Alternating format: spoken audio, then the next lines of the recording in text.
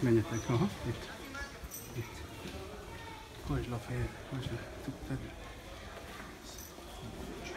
Menj.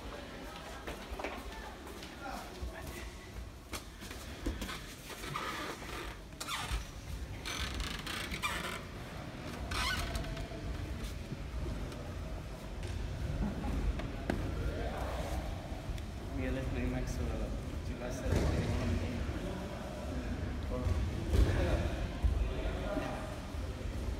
Szerda este ezt megálmodtam. Már kedd este, bocsánat tőle. Sétálok és vásárolgatok, hogy Dani bácsi megszólal megint nem, hogy ez nem jó. Utána megyünk sapkát venni, és Tamás bácsi kibújik egy ingbe, hogy mibe segítettek.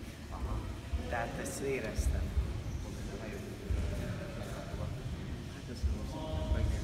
Jó? És mi is vár? Hát lezsjáztam. Komolyan? Igen. Kitartjátok vissza.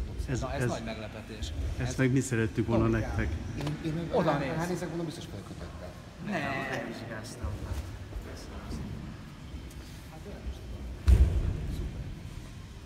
Erre nem készültem, akkor nem melegítek meg.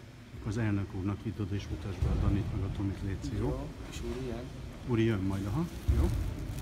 Ne itt hagytalak titeket, jó?